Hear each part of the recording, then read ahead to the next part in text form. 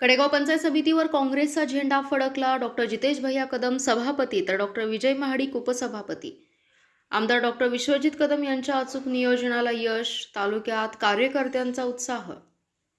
कडेगाव पंचायत समितीच्या सभापती आणि उपसभापती पदासाठी झालेल्या निवडीत काँग्रेसने एकहाती सत्ता मिळवत पंचायत समितीवर आपला झेंडा फडकवला आहे. सभापतीपदी डॉक्टर जितेश भैया कदम तर उपसभापतीपदी नेवरीचे डॉक्टर विजय महाडिक यांची निवड झाली. या निवडीनंतर तालुक्यातील काँग्रेस कार्यकर्त्यांमध्ये उत्साहाचे वातावरण निर्माण झाले आहे. कडेगाव पलूसच्या या विजयामागे आमदार विश्वजित कदम यांच्या अचूक नियोजनाची मोठी भूमिका असल्याची चर्चा राजकीय वर्तुळात होत आहे. त्यांच्या प्रमुख मार्गदर्शनाखाली कडेगाव पलूस तालुक्यातील पदाधिकारी आणि कार्यकर्त्यांनी एकजुटीने काम केल्यामुळे काँग्रेसला हे यश मिळाले असल्याचे सांगितले जात आहे. सभापतीपदी निवड झाल्यानंतर डॉक्टर जितेश भैया कदम यांनी कडेगाव तालुक्याच्या सर्वांगीण विकासासाठी कटिबद्ध राहण्याचा निर्धार व्यक्त केला. ग्रामीण भागातील मूलभूत सुविधा, पाणीपुरवठा, रस्ते, शिक्षण आणि शेती विकास या क्षेत्रांमध्ये विशेष लक्ष देऊन काम करण्याचे त्यांनी सांगितले.